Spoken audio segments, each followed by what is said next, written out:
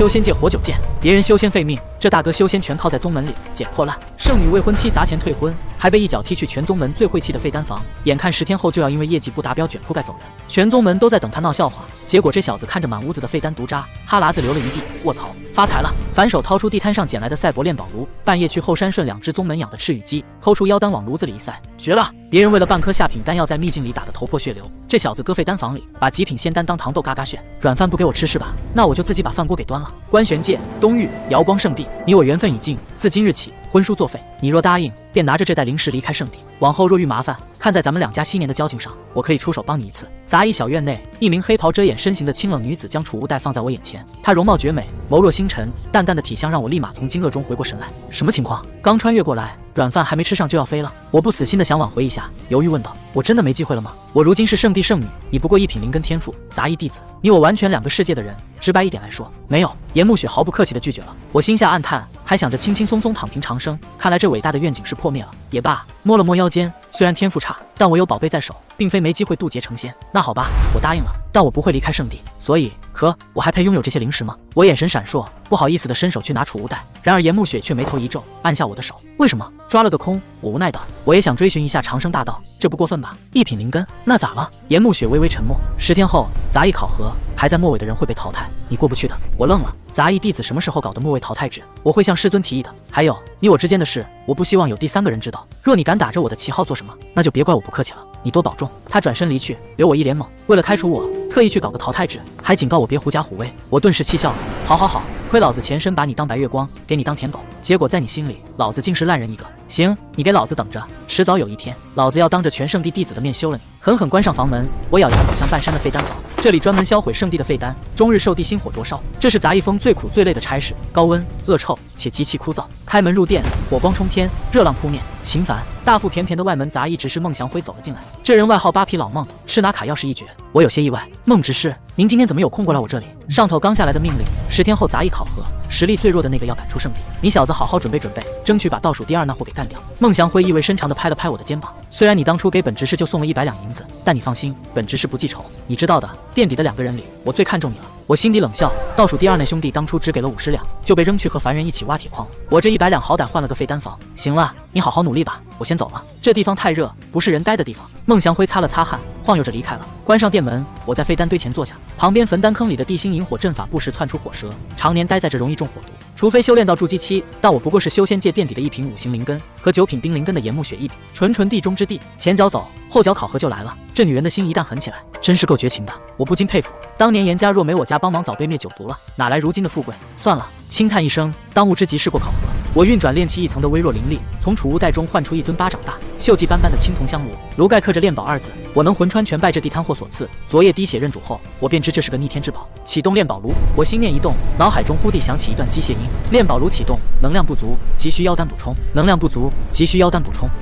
如此具有现代感的东西，这赛博修仙也是让哥们给玩上了。我咧嘴笑了起来。这炉子能变废为宝，只要放入1枚1级妖丹，就能将1炉1品废丹提纯成好丹。废丹房别的不多，废丹管够，只要妖丹充足，我炼气期的资源就有着落了。妖丹，我眼底直冒绿光。没钱买也没实力去显地猎杀，但我记得灵善堂在后山养了不少1级的赤羽鸡，那玩意儿不受外门弟子待见，与其留着浪费灵气，不如让我帮忙消化。肥水不流外人田嘛。傍晚时分，我摸黑潜入后山，月华如水，仙境般的景色全被我无视，我的眼里只有那一只赤羽鸡。妖丹啊，好多的妖丹，激动的眼泪差点从嘴角流下，忍不了了，今天必须开荤。没有任何犹豫，我猛地扑了上去。炼气一层的修为抓鸡还是手到擒来，左右开弓各提1只，果断扭断脖子，免得乱叫。今晚就先弄这2只试一试，等确认了效果，再过来多进点货。我满意的返回废丹房，剖出2颗米粒大小的妖丹，若非能察觉到灵气波动，差点当鸡屎给扔了。先来1炉子培元丹试试水，挑出些炸炉报废的培元丹丢进炼宝炉，放入妖丹。炼宝炉启动，炉子一阵氤氲蒸腾，颤动不已。1刻钟后逐渐平静，我迫不及待的开炉，只见9颗圆滚滚的培元丹正闪烁着耀眼红光，真的成了！我激动的连呼吸都停了，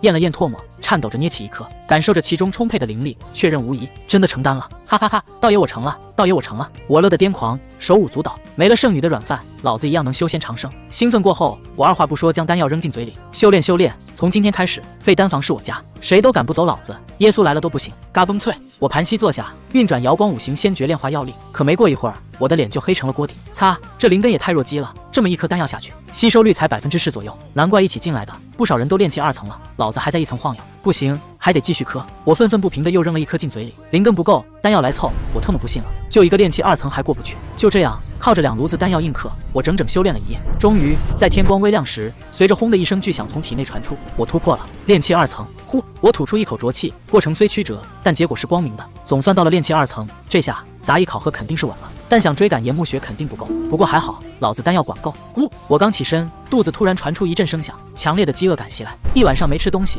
去灵善堂转一转吧。刚迈步准备出门，我忽地停住，看向火坑旁的2具赃物，差点把他们忘了。这赤羽鸡的肉可是好东西，可不能浪费了。啧，人人都吃早饭，我吃2份。等吃完了烤鸡，灵善堂那边也不能放过，都是补充灵气的好东西，可不能不去。满嘴流油的吃完烤鸡，我又去灵善堂喝了几碗灵参粥溜凤。白天在废丹房蒙头大睡，天黑后便换上破衣服，蒙着脸摸去后山。第2晚摸清了炼宝炉的底细后，我直接抓了10只鸡。这不是我的极限，而是储物袋的极限。反正地心火毁尸灭迹，谁也查不到。废丹房、后山、灵善堂这种3点1线的生活，我足足过了8天。到了第9天夜里，我已经突破至炼气4层，离5层仅一步之遥。这修为在杂役里拿第一轻轻松松，但我这辈子就打算死磕废丹房了。正当我换好衣服，准备趁风声紧前再去后山多囤点妖丹时，门外忽然传来脚步声，我吓了一跳，慌忙套回杂役服假装修炼。嘎吱，杂役执事孟祥辉迈着4方步走了进来，见我这模样，轻蔑一笑：“我劝你小子别白费力气了，就你这天赋，再怎么修炼也是白费功夫。”我起身招呼：“孟执事，您怎么有空过来我这里？明天不是要考核了吗？受人之托，过来给你送点东西。”孟祥辉将一个钱袋扔在我脚下，这里有50两，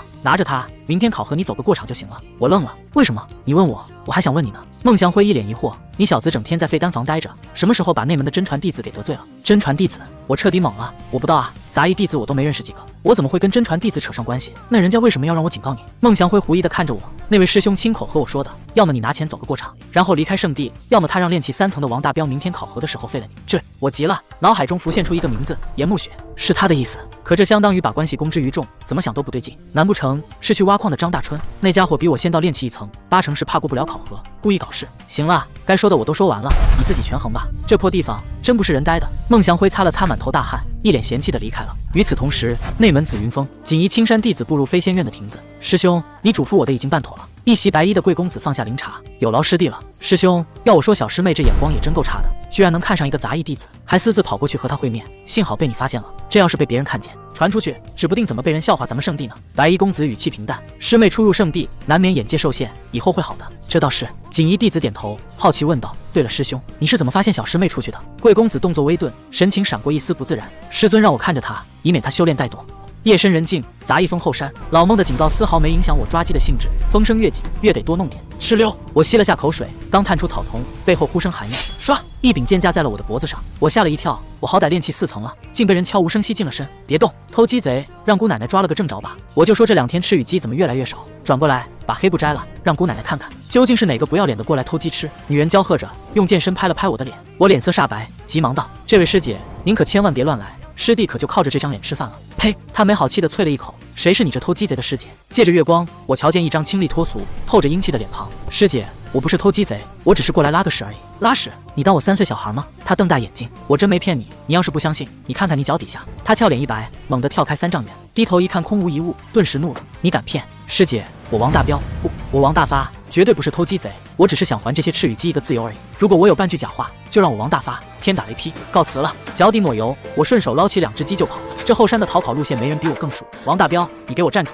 他涨红了脸追来。师姐，小心脚下有屎！我头也不回地喊道。他吓得猛一顿步，随即咬牙切齿：王大彪，你死定了！还想跑？你跑得了和尚跑不了庙。我这就找孟祥回去，我不相信姑奶奶找不到你。绕了一大圈，我这才逃回废丹房，摘下黑布，抹了把冷汗。好险，刚才那好像是灵善堂的白洁师姐，这要是让她抓住，怕不是得把自己皮扒了。这白洁师姐炼气5层，脾气火爆，还是寿元长老看中的记名弟子，绝对是个狠茬。本来还想着抓完鸡之后，暗中把王大彪解决了，但现在这情况，还是等到后半夜再说吧，省得被白洁师姐给发现，坏了计划。换上杂役服，我盘坐在火坑旁，轻车熟路的杀鸡取丹。山下某杂役院内，痛快！来，继续喝！身材魁梧的年轻汉子正与众人推杯换盏。我自然不知道，此时的山下杂役院里，几个喝得脸红扑扑的杂役弟子正对王大彪询问道：“大彪师兄，你今天这么大方，莫不是得了哪位长老看中？”王大彪冷哼一声，笑话，我就算没有好事，哪天不大方了？王大彪狠狠瞪了那人一眼。众人起哄灌酒后，王大彪这才满意的点头，得意道：“其实我也不瞒你们，我不是被长老看中了，而是被内门一位真传师兄给看上了。他亲口承诺，只要明天考核的时候看见秦凡，然后废了他，到手就这个数。”众人不解，他得意的笑道：“50块零食。”众人倒吸一口凉气，这可是杂役弟子5个月的薪水。有人忍不住问：“大彪师兄，你说的秦凡不会是守废丹房那个废物吧？不然呢？”王大彪反问：“咱们杂役峰还有第2个秦凡吗？”众人泛酸，纷纷降价抢活。这好事儿怎么轮不上我呢？就那个废物，谁上不能废了他？大彪师兄，要不然你问问那位真传师兄，加我一个怎么样？我也可以，我40块零食就行，我30，我10。打住！王大彪黑着脸没好气道：“就你们的那点修为，真以为谁上都行吗？那位师兄亲口说的，要打废了秦凡，你们能在梦执事反应过来之前做到吗？这可不是个有力气就能干的活，这是个技术活，除了我，你们谁行？”见众人质疑，他怒撸起袖子，准备吹嘘自己胳膊上的龙形符文。看看，好好看看，哥们进圣地之前那是专业干。砰！院门突然被人一脚踹开，王大彪大怒，举着鸡腿骂道：“哪个不开眼的敢踹你大彪爷爷的门？”一身青衣、俏脸含煞的白洁走了进来。王大彪见状，不怀好意的笑道：“原来是个师妹啊，不知道师妹深夜闯进，放肆！”白洁一声怒喝，目光扫过他手里的鸡腿和桌上的骨头，新仇旧恨瞬间爆发，咬牙切齿道：“原来真是你王大彪干的！好啊，今天姑奶奶不废了你，我就滚出圣地！神火符！”巨大的火球砸下，众人惊骇出声。炼气5层，快闪！杂役们纷纷抱头鼠窜，唯独王大彪下软了腿，被火球砸得吐血倒飞。白洁冲上前一顿猛踹，骨裂声清晰可闻。偷鸡是吧？你还调戏师姐是吧？师姐饶命！这其中定有什么误会。师姐饶命啊！王大彪惨叫连连，杂役们冷汗直冒，纷纷找借口开溜。大彪师兄，屋子里还煮着东西呢，我先回去了。大彪师兄，我房子好像塌了，我也回去看看。大彪师兄，我回家撒个尿就先睡了，改天咱们再喝。望着脚底抹油的兄弟们，王大彪气得险些吐血。你们！等孟祥辉被叫来时，王大彪已遍体鳞伤，委屈落泪。白洁质问作证的弟子，得知王大彪确实没去过后山。你说什么？他没去过后山？你不会是共犯，所以包庇他吧？没有，您要是不相信，还可以问一下其他人。白洁尴尬地看着王大彪，那这么说来，我真的打错人了。师姐，我冤啊！王大彪痛哭，被哭得心烦。白洁哼道：“出言不逊，不是你偷鸡也该打。”老孟，这杂役峰没有别的人叫王大彪了吗？王大发呢？白洁转头问道。孟祥辉摸了摸肚子，摇头道：“没有了。杂役峰所有弟子我都记得清清楚楚，尤其这王大彪，当初他进门时候送的是一尊玉座金佛，1尺多高。那这么说来，那个混蛋又骗了我。”白洁恨得牙痒痒，转身就走。既然不是杂役峰的，那就是外门36峰的，我就不信我找不到这个偷鸡贼。孟祥辉叹气看向王大彪：“你看看你，这么不小心，伤得如此之重，明天的考核你还能上吗？”王大彪龇牙咧嘴的爬起：“没问题，秦凡那个废物，我让他一只手都随便打，而且说不定他明天会直接认输，根本打都不用打。”这倒是。孟祥辉点头：“行了，你早点休息吧，你这地方太脏，不是人待的地方。我还有事，先走了。”而此时，作为始作俑者的我，正蒙着脸悄悄摸向杂役去，弄一个王大彪有点此地无银300两的嫌疑，要不然一起弄了。我稍作思索，便借着夜色摸到了灵善堂的灵泉井口。哥们，今天就给师兄弟们好好上一课。我将怀里的一点废丹粉摸到进井口，拍了拍手，行了，做完一切，我深藏功与名，果断离去。翌日清晨，杂物阁前白玉广场，200名新晋杂役弟子齐聚，本该是能一辈子留在圣地的铁饭碗，如今却因为某位圣女的一己私心变了天，造孽啊！我长叹一声，也不知是叹自己还是叹别人。伴随3声钟响，孟祥辉与其他执事威严扫视全场，所有弟子听着，依次过来抽签，抽到同一个数字的即为对手。另外，此次考核因要定下排名，所以败者也要继续和败者打下去，直到分出最后1名。规则并不复杂，但事关前途，所有人不得懈怠。孟祥辉一声大喝，灵力震荡，众人心头一颤，这就是8匹老孟的实力，厉害！我嘀咕了一句，我现距炼气5层只差临门一脚，着实不易。正准备上前抽签时，鼻青脸肿、打着绷带的王大彪带着2个跟班走了过来。小子，一会儿该怎么做？我想你应该清楚了吧？他在我面前依旧一副鼻孔看人的姿态，我一脸惊奇地看着他。大彪师兄，你这是什么情况？我要是没记错，你好像一直在灵药园教大粪吧？什么时候受了这么重的伤？莫非大粪成精打人了？王大彪嘴角狂抽，咬牙切齿道：“那特么是灵兽的灵煞，有区别吗？你特么！”王大彪脸色涨红，抬手就要教训我，被跟班死死拦住。大彪师兄，冷静一下，广场有规矩，禁止弟子私斗，你千万别被他给激怒了。王大彪强压怒火，面色铁青地警告我：“那位师兄的话，我希望你好好记着，要不然等一会儿咱们对上，我非让你跪地求饶不可。我们走。”望着他的背影，我撇了撇嘴：“跪地求饶？还不知道等会儿谁跪地求饶呢？”77，抽签结束，我的号码比较靠后，好在广场宽敞，只等第1轮结束就轮到我了。大道混元钟敲响，40名杂役弟子开打，砰砰砰，拳脚相向，火光四溅，大家都为了前10的奖励施展浑身解数。起初我还看得津津有味，但很快发现不对劲，法术呢？灵符呢？对不啊？玩毛线体术，这是瑶光圣地，不是瑶坎达。就在我心下无语时，孟祥辉缓不过来，考虑好了吗？我叹气点头，考虑好了，走个过场就打算走人，毕竟小命最重要。不错，孟祥辉欣赏的拍了拍我的肩膀，是个聪明人，以后在俗世遇到麻烦了，可以回圣地找我，有时间我一定帮你。有时间，8匹老孟画饼都这么抠搜。第一轮很快结束，败者唉声叹气，但绝望的没几个，因为都知道有我垫底。第2轮准备，有执事大喊，孟祥辉拍拍我，到你了。上去就认输吧，速战速决，到时候我去你那里陪你喝2杯，给你践行。不过我最近手头紧，你先给酒钱垫上，等宽裕了我再还你。我大步来到77号场地，对手果然是王大彪。抽签有内幕，不新鲜。来了来了，王大彪对秦凡，你们说这废物能撑多久？我猜1招秒。周围杂役幸灾乐祸，小子不认输吗？王大彪狞笑，摩拳擦掌。我算时间药效该发作了。出于谨慎，望向做裁判的孟祥辉，不好意思的，我自进圣地以来还从未跟人交过手，实在是有些遗憾。要不然我先切磋一下再认输，这个要求应该不算过分吧？孟祥辉无语，你要挨揍没人拦着你。了解。我郑重点头，转身对王大彪拱手，大彪师兄，承让了。承让你妈啊承让，你特么赶紧。王大彪话未说完，肚子里忽地响起咕噜声，他脸色瞬间大变，本能的夹紧双腿，双眼通红。操，你特么再不认输，信不信老子？阿打！我没理他，一拳打过去，找死！王大彪勃然大怒，灵力涌动回击，噗！恰在此时，一个没憋住，他整个人石化。砰！我压制境界的一拳结结实实打在他脸上，他倒飞出去，下边的玛莎拉也划出一道完美弧线。卧槽，爆装备了！所有人都睁大了眼睛。秦凡一拳给王大彪打出响了，开特么什么玩笑？呲！看得我肚子都不舒服了。紧接着，正在交手的其他人也惨了。噗噗噗！连绵不绝的声响响起，一个个脸全绿了。我认输，我也认输，我先认输。王大彪一个人丢脸就够了，大家可不想陪着。转眼间，广场跑了7、8成，我也认输。王大彪涨红着脸，提着裤子狂奔下山，连银子和真传弟子都抛到了脑后。我怔了怔，转头问孟祥辉：“我这么厉害吗？”孟祥辉捏着鼻子红脸骂道：“特娘的，你真走了狗屎运，肯定是灵善堂的饭菜出了问题。擦，真特娘的臭，懒得和你废话。你要是识相的，就赶紧自己走人吧。那位真传弟子不可能就此罢手的。”我愣了，为啥？这下子张大春应该不会垫底了吧？和张大春有个毛的关系？靠，忍不了了，你自己权衡吧。这地方特娘的真不是人待的地方。有严重洁癖的老孟再也忍不住，御风逃离了广场。我也懵了，不是张大春找我麻烦，早知如此，我还下什么药？直接干王大彪一顿就是了。鉴于众弟子身体抱恙，考核明早继续，执事紧急宣布延期。杂役风的丑闻闹得沸沸扬扬，好在被执事们压下，这都与我无关，因为计划有变，我准备明天夺冠。考核第一我要了，谁也抢不走。黄昏，内门紫云峰飞仙院，师兄，杂役峰那面出了点小意外。张潇走入亭子，江青都闭目道：“出了什么意外？”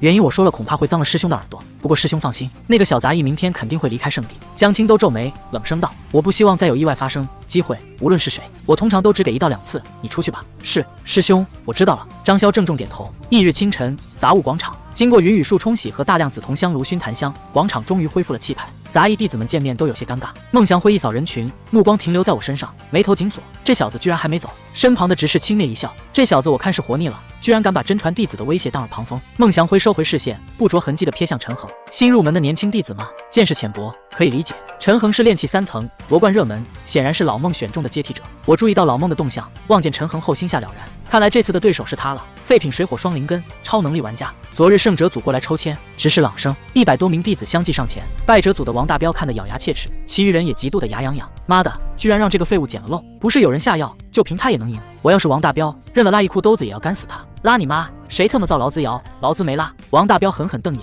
众人噤声。21，我抽完签，看见陈恒正一脸嘲讽地看着我，我微微沉默，缓缓对他竖了个中指。陈恒一愣，皱眉不解。孟祥辉冷着脸走来，你小子居然还不离开圣地，莫非是活腻了不成？孟执事，您这是什么意思？装傻！孟祥辉面色一沉，秦凡，别说我没提醒过你。圣地内虽说禁止弟子生死相斗，但你只是一个小小的杂役弟子，你若是出了事，可没有人会为你出头。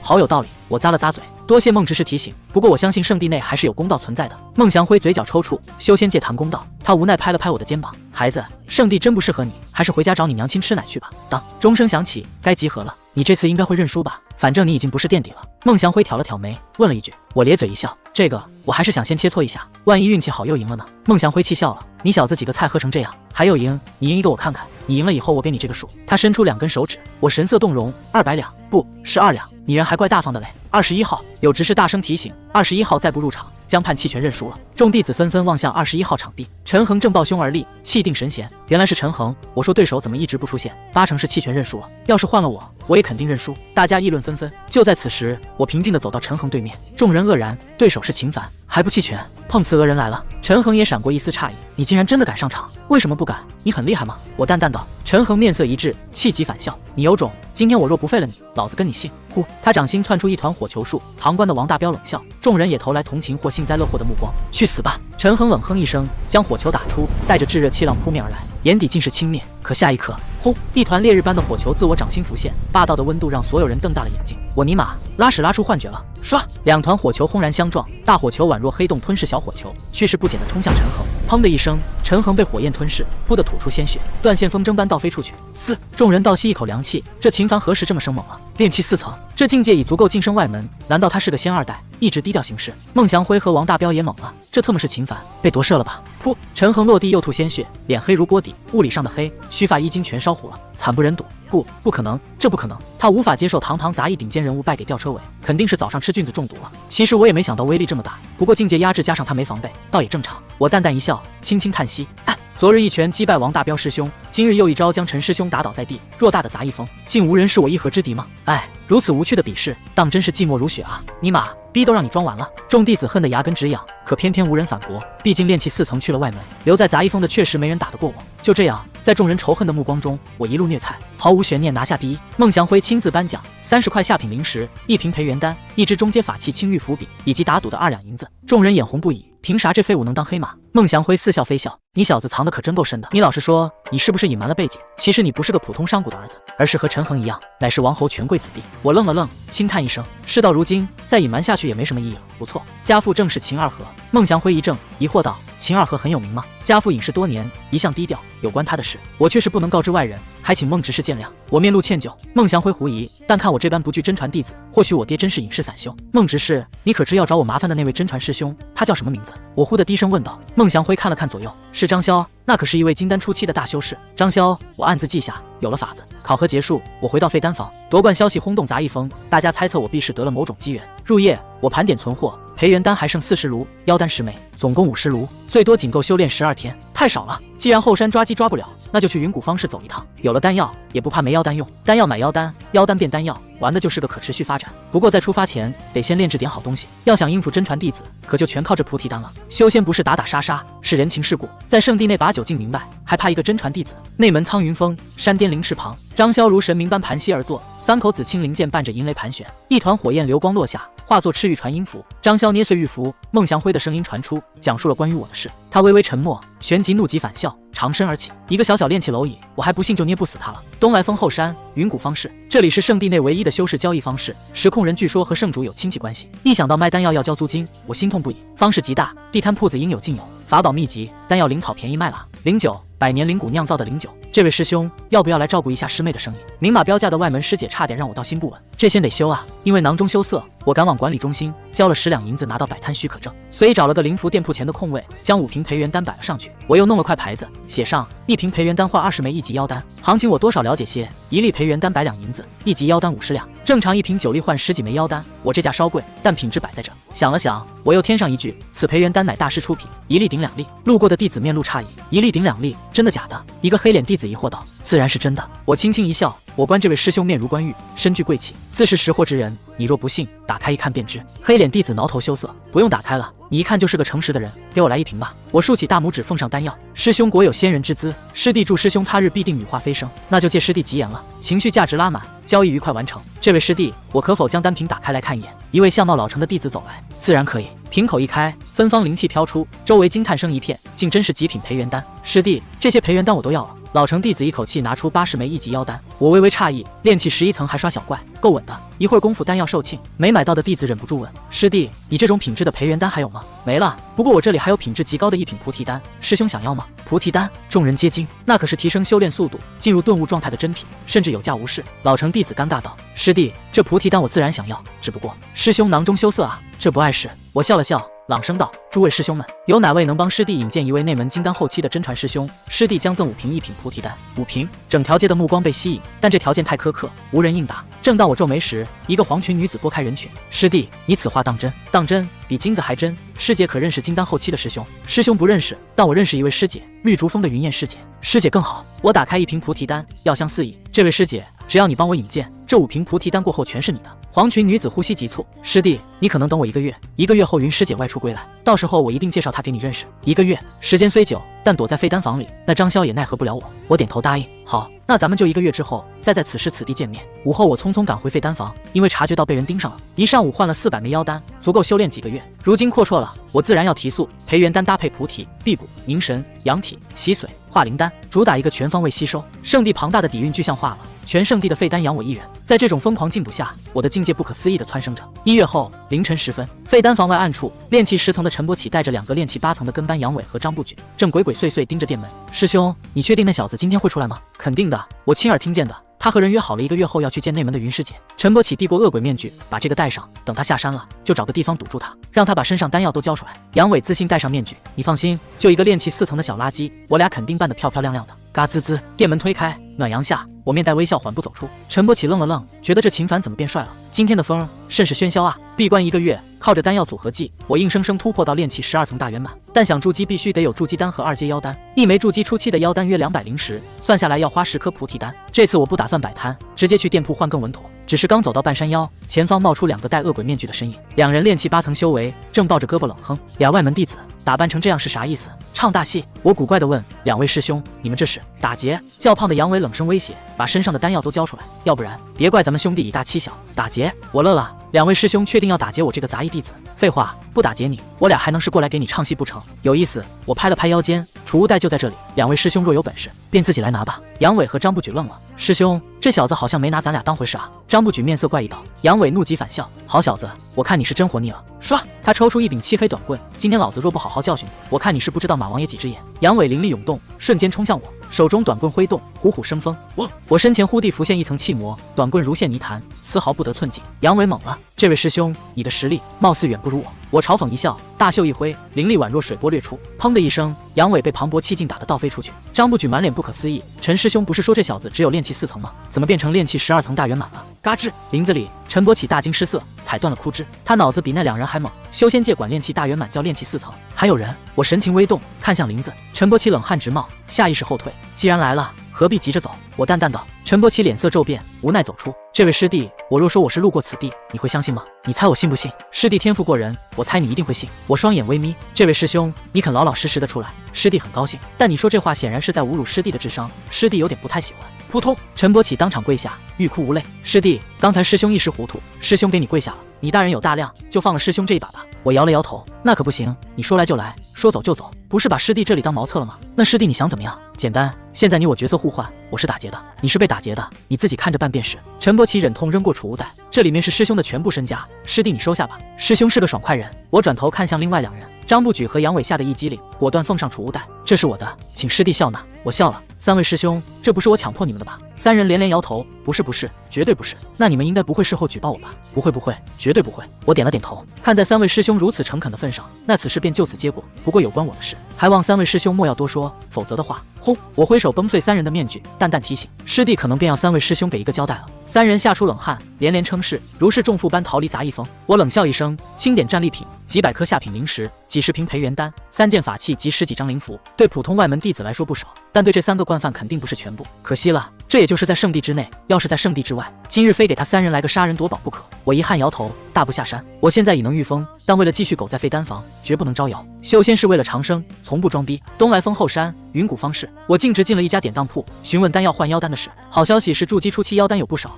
坏消息是3颗菩提丹换1枚。真黑啊，这钱让你们赚的，跟特么抢一样。我暗骂奸商，但妖丹是刚需，只能乖乖掏出30颗菩提丹换了10枚妖丹。为求稳妥，我又花20块灵石买了门烂大街的引气诀。修炼后唯有化神大修士才能看穿真实境界，实属老六必备。离开当铺，我边走边学，很快掌握了引气诀。这阵子菩提丹吃得多，领悟力也变强了。引迷好灵力后，我回到了摆摊处。黄群师姐已等候多时，让师姐久等了。我上前道：不算久，我也是刚来。对了，我还不知道师弟名讳呢。她笑容明媚，我叫秦凡，师姐呢？我叫云容，我和云燕师姐是一个家族的，不过她是嫡系，我是旁系，但算起来，我还是要叫她一声堂姐。难怪外门弟子能认识金丹后期的真传。秦师弟，云燕师姐在绿竹峰正等着咱们，她忙得很，你我还是尽快过去吧。好，有劳师姐带路了。出方室后，云容取出一片绿叶，化作一艘清风舟。她显露出炼气12层修为，这也是她急需菩提丹的原因。秦师弟，你也上来吧。我踏上灵舟，空间逼仄，2人仅1拳之隔。云容俏脸微红，师弟，你能往后站一站吗？我回头看了看，师姐，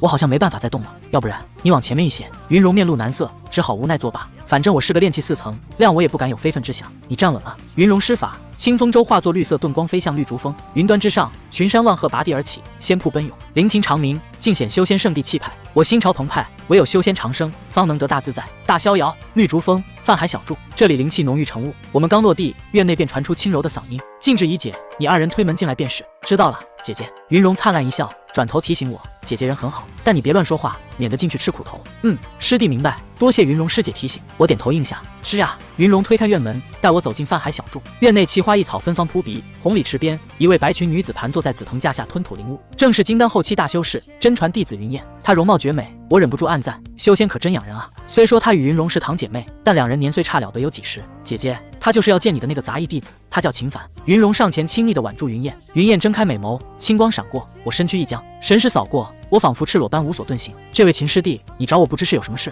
他声音轻柔好听。我恭敬施礼，见过云燕师姐。云师姐，师弟此来是想和师姐做个交易。交易？什么交易？云燕面露疑惑。一个小杂役敢和金丹修士做交易？我手上有一颗4品结阴丹，只要师姐能帮师弟一个忙，此丹药师弟当双手奉上。云燕目光一凝，云容也吓了一跳。4品结阴丹有价无市，哪怕是真传弟子冲击元婴，圣地也最多给1-2颗。它主料培因果极珍贵，连一些5-6品丹药都比不上。秦师弟，这4品结阴丹圣地内都不算多，你是哪里得来的？云燕紧盯着我，我笑了笑，此丹是我祖辈传下来的。云燕心下微动，莫非他有背景？那不知师弟要做何交易？实不相瞒，师弟得罪了一位真传师兄，那位师兄名叫张潇，但倒霉的是，师弟完全不知道什么时候得罪了这位张师兄，所以师弟想请师姐出面，让这位师兄与师弟见一面，好好聊一聊。云燕微微沉吟，真传弟子之中叫做张潇的，只有那位苍云峰的张师弟。如果是张潇，若真有结阴丹，别说出面调解，教训他一顿都行。秦师弟，我能先看一眼那结阴丹吗？自然可以，只不过还需云燕师姐拿出一枚元婴初期的妖丹。我摸了摸鼻子，不太好意思道：元婴初期的妖丹。云燕蹙眉，秦师弟，你要此物做什么？师弟需要用它来救一个人，具体的还请恕师弟不能告知。我自然不能说炼宝炉的事，只能扯谎。金丹后期攒贡献值换个元婴妖丹不难，除非他是个代善人。沉吟片刻，云燕也不怕我黑他的妖丹，点头道：好，我答应你。他取出一枚湛蓝色妖丹，灵光内敛，水灵气翻腾。妖丹用途多，但为了结阴丹，他毫不吝啬。我强压着火热，双手接过，躬身道：请云燕师姐稍等，结阴丹师弟放在废丹房了，这便回去将其取过来。好，那我便在此等你。云容，你送秦师弟回去取丹吧。是，姐姐。回到废丹房，我让云容在外等候，取出炼宝炉和9颗结阴丹废丹。4品以上的废丹不多，但每一颗都价值连城。发了，这下发了，9颗结阴丹，送出去1颗还剩8颗，这简直是泼天的富贵啊！我激动地将妖丹和废丹投入炼宝炉，有了这些，我修炼速度绝对能起飞。出了废丹房，我大方地结了尾款。云容师姐，这是你的5瓶菩提丹，这次多谢你了，小事一桩。秦师弟，以后还有要帮忙的地方，你尽管来九霄峰找我。云容笑的眼睛眯成月牙，在他眼里，我这财神爷绝对大有背景。苍云峰，关云院，张潇坐在庭中，阴沉着脸饮酒，猛地将酒杯捏碎。1个月了，秦凡这个蝼蚁竟然躲在废丹房整整1个月，他究竟要做什么？这1个月他连江青兜的院门都不敢登，结丹前后都活得窝囊，这丹岂不是白结了？一只白鹤飞落院中，叼着一封灵鹤传信。张潇心头一颤，难道是江师兄？拆开信封，只有一句话：请张潇师弟前来绿竹峰一见。云燕书，云燕，金丹后期的大师姐找他作甚？难不成是一起组队做任务？泛海小筑内，秦师弟，你尝尝师姐酿的竹仙醉，此酒乃是千年岩竹的竹力酿造，饮上一杯，可抵你数月之功。云燕袖手添酒，酒香沁人，多谢师姐。我一饮而尽，好酒是好酒，灵气也足，可尴尬的是，我1瓶5行灵根，这一口相当于1颗1品培元丹，对我没啥大用，唯有2品培元丹才管用。云容见我饮酒后没反应，愣了愣，秦师弟，你没觉得体内灵力有所提升吗？我尴尬道，实不相瞒，其实师弟乃是1瓶5行灵根，所以这酒只喝1口的话，的确没啥太大效果。两人错愕，1瓶5行灵根，家世再好也难有成就啊！云燕顿时觉得媚眼抛给了瞎子，态度骤变。既然秦师弟喝了没效果，云容，这酒便你来喝了吧。他将酒推给云容，起身走回紫藤架下盘坐。云容欣喜道：多谢姐姐，那妹妹便不客气了。好现实的女人。就在我郁闷时，院外传来清朗的嗓音：师弟张潇应师姐之请，特前来拜访云燕师姐。来了！我精神一振，望向院外，师弟进来便是。院外禁制已被我解去了。云燕柔声应答。张潇推门而入，一身青衫，金丹修士年纪都不小，看着年轻，说不定已是100岁老人。他一眼看见我这个杂役，不由错愕。师妹见过张潇师兄。云容恭敬施礼，我也缓缓起身拱手。师弟秦凡见过张潇师兄。秦凡，张潇面色大变，这小子怎么在云燕这里？孟祥辉不是说他没背景吗？张师弟，云燕淡淡开口，我听说张师弟和秦师弟有些恩怨，却不知这位秦师弟哪里得罪了你。张潇瞳孔一缩，云燕竟真的要为秦凡出头，他瞬间冒出冷汗。云燕可是只比江青都差一个小境界的狠角色，若真由云燕为了我教训张潇，江青都肯定不好偏袒，张潇大概率只能吃个哑巴亏。张师兄，师弟不知何时得罪了师兄，还请师兄能告知一二。我拱手发问，不明不白得罪个真传弟子，我实在摸不着头脑。张潇神色阴晴不定，要是换作寻常内门弟子帮我出头，他早翻脸了，但在云燕面前，他只能认怂。沉默片刻，他问秦师弟可与严慕雪严师妹认识？严慕雪，云燕和云容神色微动，那可是圣主钦定的未来圣女，一个小杂役怎会和她相熟？我也愣了，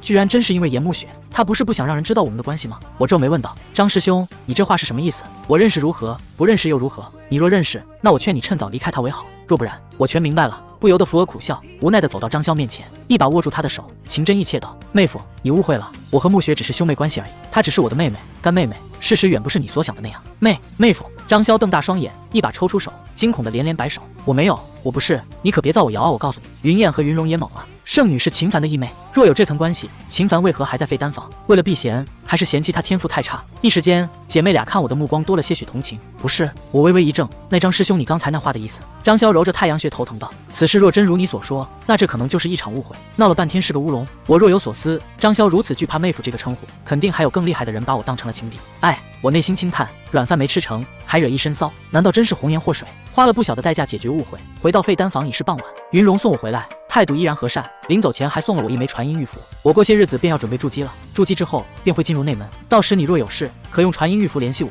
以后你在外门就有我这个师姐罩着你。”他拍着胸脯，笑得双眼弯弯。我心下微暖，收下玉符。在残酷的修仙界能碰上这般好人，属实不易。呼，目送云容化作遁光离去，我转身回房，准备炼制筑基丹闭关。可刚要拿出炼宝炉，孟祥辉捂着鼻子大腹便便地走了进来。“你打算什么时候参加外门考核？”我一愣，不参加不行吗？我觉得以我的实力，可能过不了考核那关。老孟无语了，外门考核到了炼气4层，有脚就能过，你怎么能过不了？你这人可真够奇怪的，不入外门踏实修仙，去见识更广阔的天地，非要在杂役峰做个杂役弟子，守着这又脏又破的废丹房，你咋想的？这个我其实是打算等突破到炼气后期再去外门的，省得去了外门受人欺负。老孟哑然摇头，扔给我一块刻着外门候选的紫铜令牌。啥意思？我一脸懵。新定下来的规矩，圣地内所有杂役弟子，凡是到了炼气4层的，和外门弟子一样，每3个月便要外出完成一件任务，完成了的无奖无罚，可赚取贡献值，但若是完不成的，就得去矿场做工1年。这破规矩针对性太强了。严慕雪，你可真狠，这是要逼我出圣地套我麻袋啊！兄弟，听哥哥一句劝，能去外门还是尽量去外门吧。到了外门，你能领更多的灵石灵丹，实力肯定比现在提升得快，到时候出去做任务也更轻松一些。老孟拍了拍我的肩膀，语重心长。我沉默片刻，摇头道：“我还是再等等吧，随你吧。另外再给你个建议，你要是觉得任务一个人做不来，可以在任务阁找其他弟子组队。你要是不知道找谁，我可以帮你牵线搭桥。至于银子嘛，我就不要了。”我微微动容，这势利眼老孟还是有人情味的。多给零食吧。谢字还没出口，我险些被口水呛死。尼玛，扒皮老孟，真不愧是你。行了，我走了，你好自为之吧。这个破地方可真不是人待的地儿。老孟捂着鼻子嫌弃的走了。物是人非，老孟，只有你还是你啊。内门羽化风，后山悬空楼阁，门缓缓推开，一身圣洁白裙的严慕雪步步生霜的走了出来，气质清冷如谪仙。姐姐，你筑基成功了。她的亲妹妹严慕灵跑了过来。成功了。严慕雪收敛寒意轻笑，3天便筑基成功，姐姐你真厉害。慕灵满眼崇拜，以你的天赋，想来也不会用太多时间。严慕雪走到庭中倒茶，你来找我，可是秦凡已经离开圣地了。没有。慕灵无奈摇头。外门候选的令牌给他之后，他先在废丹房里待了几天，之后又跑到云谷方氏租了个修炼室，一待就又是10来天。一个9品废物灵根，也不知道整天修炼个什么劲。方氏的修炼室价格不菲，他哪来的灵石租用这么久？这还用说，肯定又是暗地里打着姐姐你的旗号，不知道从哪又骗了一堆好处呗。他要是不这么做，他凭什么能突破炼气4层？就他那个天赋，闷头修炼100年也别想有什么进展。严慕雪面色微沉，没想到秦凡品行如此卑劣。姐姐，要不然还是我去教训他一顿吧，这么拐弯抹角的，实在是太浪费时间了，我实在是不想等了。严慕雪摇头道：“此事不可为，师尊和几位长老知晓我和秦凡的事，我若不念旧情，对秦凡做得太过分，我在他们心中的印象肯定会大打折扣，未来对我掌控圣地必然会有不利之处。毕竟我不同寻常真传弟子，身为圣女，是要心怀整个圣地，还是再等等吧，等秦凡完不成圣地任务再说。可若他完成了呢？”严慕雪轻瞥了妹妹一眼：“有你在后面跟着，你觉得可能吗？”这倒是。云谷方是凌霄阁，一阶巨灵修炼室。呼，浓郁的灵气将我包裹。一品5行灵根修炼极慢，需要平衡5行灵气，加之炼化效率低，付出的努力要比天灵根多数倍。但这10几天，我磕了40多颗筑基丹，虽还未成功，但也绝不罢手。我要成仙，我要长生。再来，气海灵力一再压缩，可依然没有液化的趋势。我不信邪了，既然40颗筑基丹不够，那就再磕40颗，不就是丹药吗？道爷什么都缺，就不缺丹药。闭关继续，不知外界过去了多久。就在精神力快到极限时，气海丹田忽地传来一声轻响，滴答，犹如天籁，灵力终于液化了。继续。万事开头难，有了第一滴，只要筑基丹跟上，筑基这一关便再无阻碍。1月过去，包裹着我的5色灵茧轰然崩碎，化作漫天光彩。呼，我长出一口气，迅速收敛气势。历经1个多月的闭关，我终于突破到了筑基初期，如今已能参加考核，成为内门弟子。但我依旧没这打算，这废丹房，我死也要死在里面，火花都得用地心火。整整60颗的筑基丹，这垃圾天赋也真是没谁了。看着手边一堆空瓶，我颇为无语。一瓶5行灵根实在坑爹，若非有圣地的底蕴和炼宝炉，哪个修仙门派供得起这般海量消耗？进来之前，我交了1个半月的租金，一共4000多下品灵石。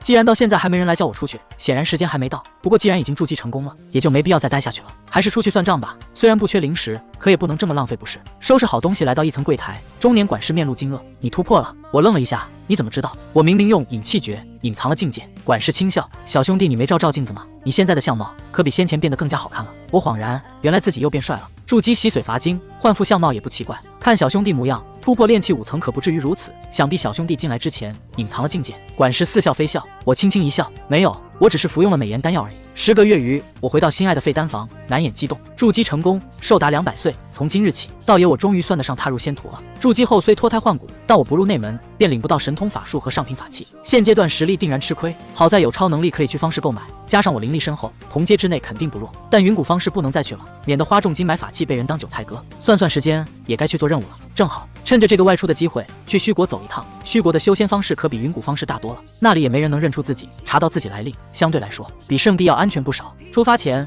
我用先前换来的妖丹炼了50炉2品培元丹，留作日常备用。3天后，和老孟打过招呼，我来到了外门地元峰的任务阁。殿内青光闪烁，墙壁与石柱上的任务滚动更新。我躲在人群外，用筑基神石扫榜筛选。虚国，既然要去虚国，那就找圣地管辖之类的，靠近虚国京城的，还要不可重复接取的，以免和圣地同门碰上。很快，我锁定了目标。圣地发布：虚国京城桃源县有4级妖兽血尾狼出没，将其斩杀。取得完整妖丹，可得40点贡献值，限期1月之内，不可重复接取。就它了，性价比极低，但出门买装备才是正经事。我向执事出示外门候选令牌：这位师兄，我要接任务，去虚国京城杀血尾狼的任务。执事诧异：外门候选？这位师弟，你还没进外门？还没，打算再等等。他面露古怪，查验令牌后问：师弟怎么称呼？秦凡。好，我这里记下了。1月后你若没能上交妖丹，便算你任务失败，任务将重新发布。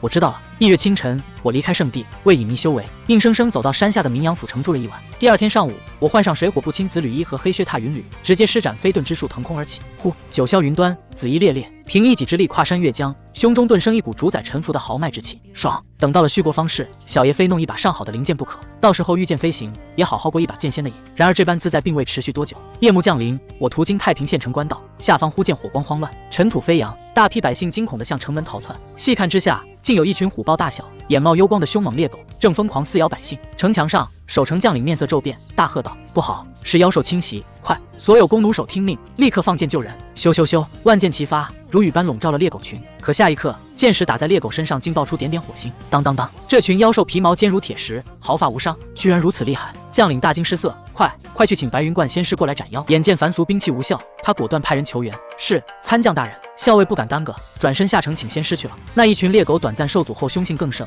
再度扑向官道上的百姓。快跑！不要吃我！不要吃我！快开城门！快把城门打开！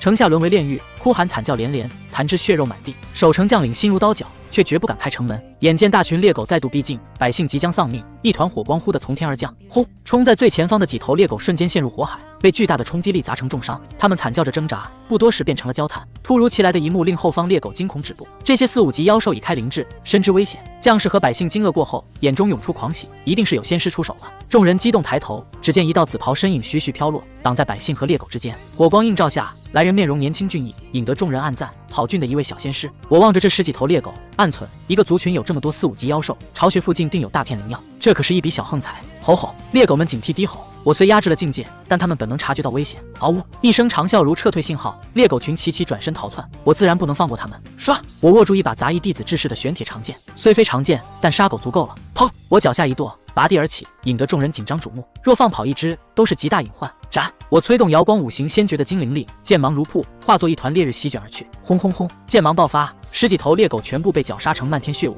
无一生还。我虽只动用了炼气12层修为，但效果震撼全场。好厉害的小仙师，居然一个都没让跑掉。守城将领震惊咽了口唾沫。收！我落下，大袖一挥，将10几枚米粒大小的妖丹收入储物袋，随即施展御风之术，提剑向北掠去。暗处还有一头逃向巢穴的狗王，我特意留着它引路。仙师，仙师！百姓们回过神，大声呼喊致谢。我没理会，逼装完了又没报酬，还留着作甚？好一位淡泊名利的仙师，这才是我等应该敬重的榜样。守城将领满眼敬佩。这时，一位白袍老者从半空落到城楼上，看着我远去的背影，微皱眉头。走了。守城将领赶忙恭敬道：“见过吕仙师。”吕文秋是太平县白云观观主，炼气12层散修。张参将，你可知刚才那位道友是什么来历？在下不知。吕文秋沉吟道：“想来这位道友应该是追杀残余妖兽去了。为了以防这位道友出现什么意外，我这边过去助他一臂之力。你等便在此地妥善安置百姓。”是，吕仙师。轰轰轰！太平县北面山林中，一头庞然大物仓皇逃窜。跑吧，跑得越快越好。道爷倒要看看你家里究竟能有什么好宝贝。我在后方100丈外不紧不慢地跟着，满心期待。可跟了一段距离，我神识察觉到身后有个白袍老道追了上来。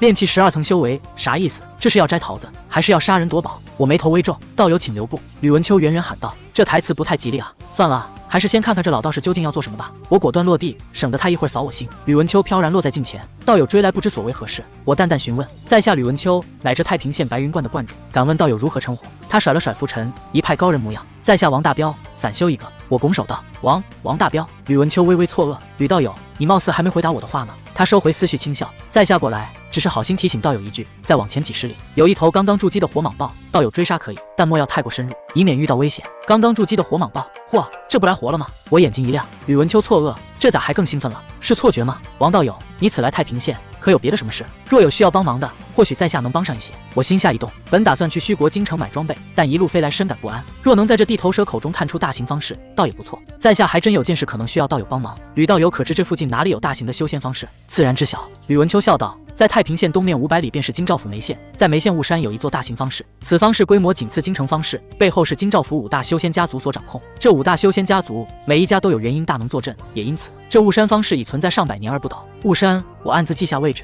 道友若是想去，在下可随时领道友前往，不敢劳烦道友，在下自行前去便是。我摇头婉拒，防人之心不可无。吕文秋点点头，并未不悦，告辞后便飞回了太平县。这老家伙走得倒是痛快，难道他真的是个好人？出于谨慎，我神识探查了1里远，本以为多想了，却发现一只青雀落在了附近树上，暗红的眼瞳死死盯着我，隐秘极好。果然，修仙界没几个好人。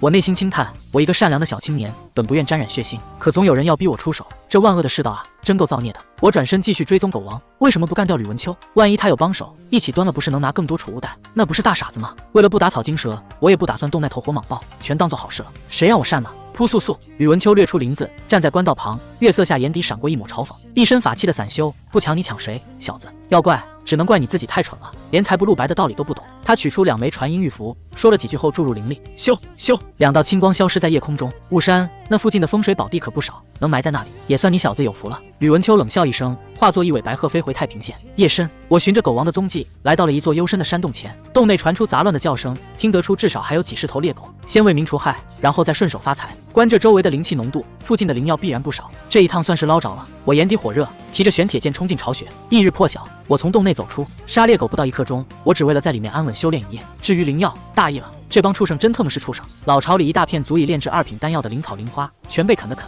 踩的踩，糟蹋的不成样子。难怪他们会跑去伤人，没资源了只能吃人吞噬精气。唯一走运的是，他们没毁了成就灵药的源头，一块上千年的灵乳石，内蕴磅礴灵气，价值可抵1万下品灵石，上拍卖只多不少，算是一笔横财。可我明明能赚更多啊！狗东西，道爷我以后见一只干掉一只。我愤怒地甩出一发火球术，轰隆隆，洞口崩塌，地动山摇。唰！因为那只青雀还在暗处盯着，我没敢施展飞遁暴露实力，只能施展御风之术往雾山赶去。京兆府、梅县、雾山方室，御风之术慢了许多，几百里路耗费了10几个时辰。好在平安无事，第2天上午我顺利抵达。雾山方室极具规模，宛如小镇，修士往来频繁，大多是炼器和筑基期，且多遮掩身形。我也早就换上了黑袍斗笠，这才迈入方室。店铺林立，地摊无数，驳杂的灵气中不乏让人心悸的波动，显然有不少隐藏修为的老阴币。瞧一瞧，看一看啊，上等丹药、神通功法、灵宝阵法，应有尽有了。这位道友，一看你便是真仙之姿，可要一件趁手神兵。道友别走啊，小女子真心需要一位道侣，价格好商量。一听道侣，我本能的瞥了一眼，小仙子确实水灵，可惜心胸开阔，一马平川。我遗憾收回目光，直奔方室最大最巍峨的建筑多宝楼。一进门，大厅红木柜台里琳琅满目的法器皆在中品以上。对了，就是这种高端的感觉，太对味了。这位公子，不知公子欲要买些什么宝物？一位清群侍女微笑着走来。大厅里的客人修为都不弱，甚至有筑基初期，但凡人侍女却毫不畏缩，足见多宝楼东家的底蕴。你们这里有灵气吗？我开门见山，有的。不知公子要何等品级的？对灵气可有具体要求？比如是要功法一类的，还是侧重防御或飞盾一类的，又或是攻防兼具的？我要一柄零件。至于品级，你们这边最高的品级是极品，筑基巅峰前无法炼制本命零件，所以我不想将就。我们店内品级最高的是上品，但非是零件，零件仅有3把，皆是中品。中品正好是我现在催动的极限，上品反倒容易反噬。我能先看看那3把零件吗？可以，公子请随我上楼。来到楼上雅间，侍女让我稍后。不多时，一位锦蓝长衫老者走入，毫不掩饰其筑基初期修为，在夏多宝楼管事陈元。可是道友要买灵器，正是，敢问道友如何称呼？王大彪。陈元嘴角微抽，但很快恢复和善。王道友请坐，咱们坐下详聊。他在对面坐下，拿出一个墨黑石盒，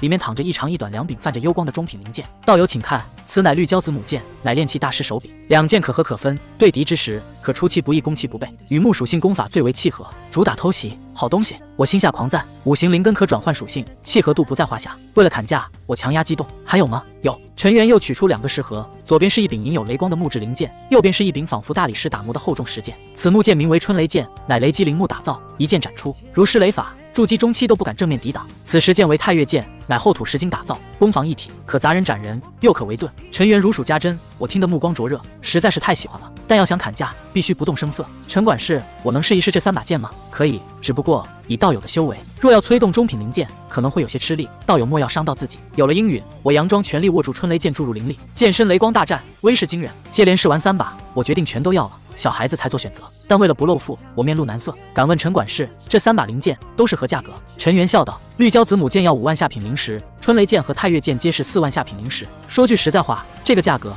已经是我能给王道友的最低价格了。13万灵石我拿不出来，但3枚筑基丹足以抵价。我先拿出1颗筑基丹，这1颗筑基丹，不知陈管事觉得价值几何？筑基丹，陈元接过去一看，面露惊讶，这竟是极品筑基丹，这可是个好东西啊！此丹不知王道友是从何得来，意外所得。敢问陈管事可估价几何？这1枚筑基丹若放在拍卖会上，至少价值5万下品灵石。5万？陈管事确定？我眉头轻挑。王道友觉得少了，那不然我再加5000。陈元犹豫道：可以，那便这么定了。我轻轻一笑，旋即又拿出2枚筑基丹，1枚5万5。3枚便是16万5，这3把零件我都要了。然后陈管事再找我3万5千块下品灵石。走出多宝楼，我腰板挺得笔直，走路带风。储物袋里躺着3把威力惊人的中品灵剑，底气自然足。唯一遗憾的是这里没神通法术卖。好在陈元提醒，雾山上方的乾元阁有货。拾阶而上，迈入山腰的云雾中，这云雾乃阵法显化，神识仅能外放2丈，反倒让人安心。走进乾元阁大殿，视线豁然开朗，一位美貌侍女迎面走来。扬起职业微笑，这位公子可是来参加拍卖会的？我想买神通法术，你这乾元阁内可有？我开门见山，有的。本阁在售的有2门，在拍卖名录中的有1门。那我能看一眼吗？可以，但只能看一下总纲副本。侍女伸手示意，公子请这边走。来到隔绝神识的石室，没多久，一名筑基初期的管事走了进来，轻笑道：让道友久等了。在下许之行，敢问道友如何称呼？王大彪。原来是王道友当面。许之行在对面坐下，取出3份玉简，道友请看，这便是我乾元阁目前的全部神通法术，道友应当知晓，神通法术乃是修士根基，越是强大，越是轻易不外传。道友别看我乾元阁仅有3门神通法术，可这3门远不是那些大陆货能比得了的。我依次翻看，前2门九霄神雷诀与云雾千幻剑诀，分别契合雷、风翼灵根，与我5行灵根不合。第3门仙兵剑诀总算契合，此法共3式：藏剑、剑盾流光、极尽升华、自爆飞剑，威力极大，但缺点是要命的，需炼制剑丸。按总纲所说，穷尽一生也难炼出上品剑丸，完全是给氪金老量身打造的烧钱功法。但也正是如此，他才落得了低端局王者的位置，刚好适合急需武装的我。我放下玉简，面露难色。许管事，贵阁当真没有别的神通法术了吗？没有了。许之行轻叹，这年头好的神通法术哪那么容易获取？这倒是。我斟酌片刻，那这门仙兵剑诀要多少灵石可卖？王道友若诚心想买，那便给个10万下品灵石吧。告辞。我果断起身，你当老子冤大头？兜里没矿谁炼这玩意儿？许之行微愕，赶忙拦下。王道友且慢，这做买卖嘛，就是要商量着来。你若不满意价格，直说便是。我又没说不能还价，不是？许管事，我是信任你们乾元阁才过来的，你不能听我名字带彪字就当我真是彪子一个吧？10万灵石，你看我值不值10万？王道友说笑了，这样吧，5万灵石，你看怎么样？我摇了摇头，伸出5根手指。5000灵石，一般炼器期基础功法价值几块灵石，能修炼到筑基期的差不多几十。这仙兵剑诀看着是挺厉害，可实际上能不能应付金丹都是个问题。我给5000已算得上，成交。还没等我说完，许之行果断拍板，一把将完整玉简塞进我手里，诚恳道：5000灵石就这么定了。尼玛，原来你也知道这破烂没人买啊！王道友下次再来哟。伴随着许之行的亲切欢送，我黑着脸走出乾元阁，暗骂一声奸商，离开雾山方士。我打算先去桃源县斩杀血尾狼，再顺道去京城的神兵堂找人炼制剑丸。刚走出没多远，来到一处林间空地，前方赫然出现了一个熟悉的身影，挡住了去路。正是前夜遇见的吕文秋，他手拿拂尘，一派高人模样，冲我和善一笑：王道友，咱们又见面了。我也笑了，等了这么久，这送财老头子可算来了。原来是吕道友，不知吕道友来此地何为？吕文秋答非所问，看王道友应当是刚从方氏出来，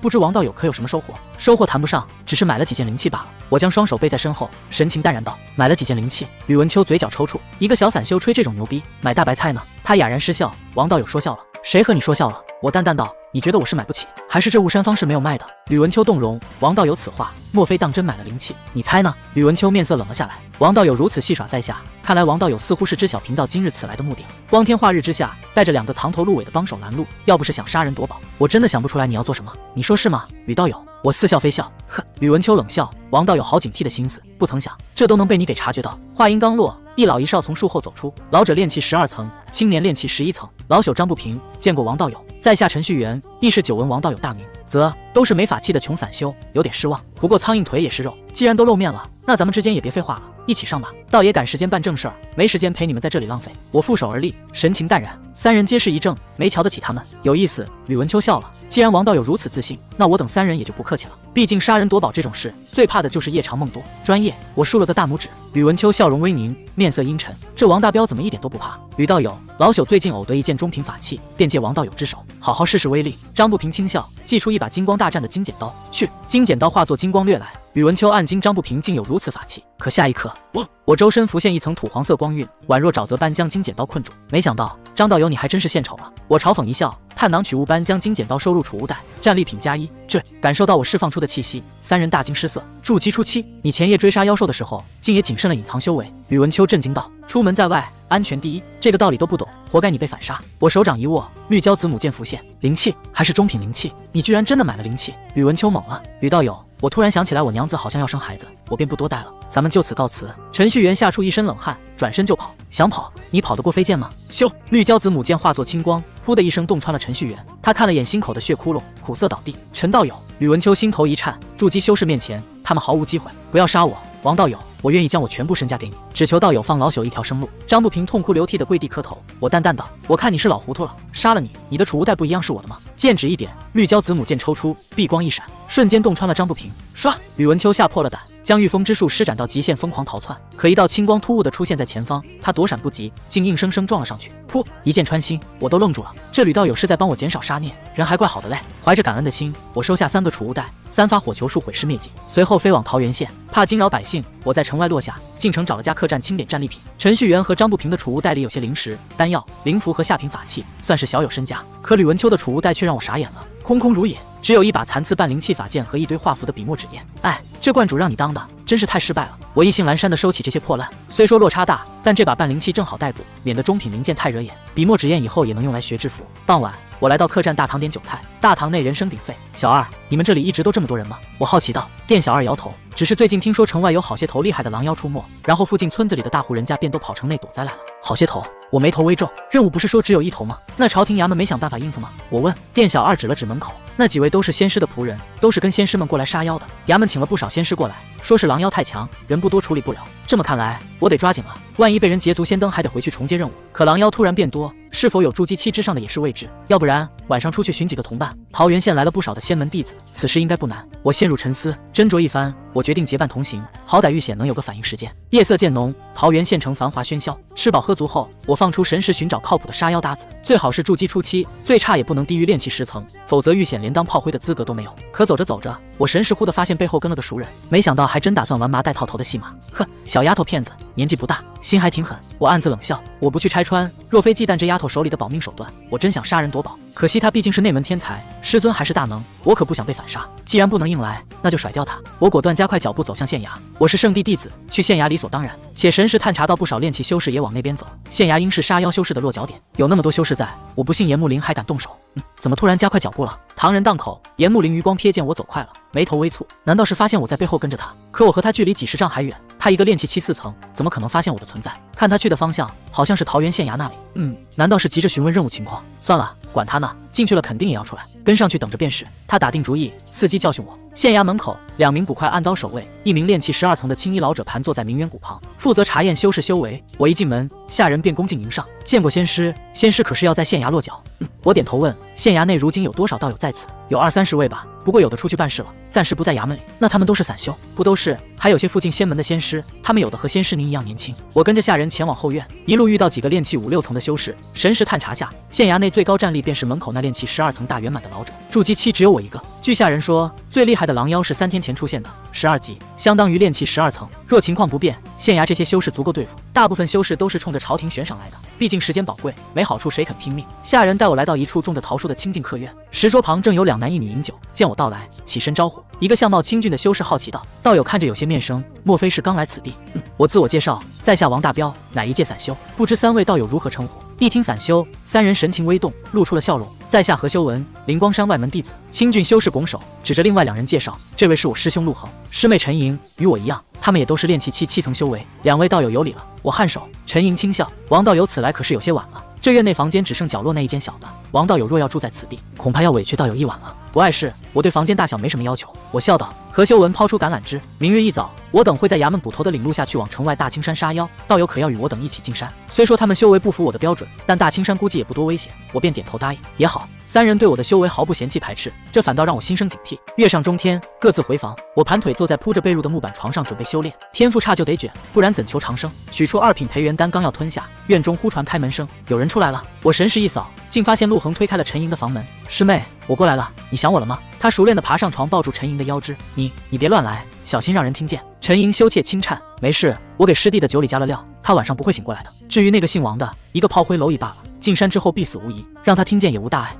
那也不行，师兄，我之前受的伤还没好呢，过些日子吧。原来是想让我进山当炮灰，我说怎么进来之后态度那般和善，有意思。我心下冷笑，修仙界算计多，我虽保有原则不主动杀人夺宝，但既然有人主动送死，这种稳赚不赔的买卖我绝不拒绝。翌日破晓，县衙对面的泥泞巷子里，严木林咬牙切齿地盯着大门，等了一夜不见我出来，这让身为天骄的他怒火中烧。好你个秦凡，你不出来是吧？那我现在就去城外杀光血尾狼，然后提前在回城路上等着，我就不信姑奶奶蹲不到你。县衙后院，桃花落了些许，吃过公家准备的早饭已进正午。何修文来敲门喊我出发，众修士在捕头和官兵带领下前往大青山。多亏了青衣老者坐镇，才镇得住这些仙师。衙门的人带路只是为了县令的命令，疏散百姓防误伤。这县太爷倒算是个好官。大青山绵延数百里，常年雾锁，此地盛产凡人补药，故桃源县有多寿县之称。我探查后暗存，物华天宝，人杰地灵。以前的大青山灵气稀薄，可现在却灵气氤氲。没意外的话，这山里应是有灵药成熟了，难怪狼妖激增。站在山下，青衣老者扫视众人道：“诸位，那头12级狼妖先前被我打伤逃入此山，但此妖铜皮铁骨，力量极大，还懂得妖法。你等若遇见了，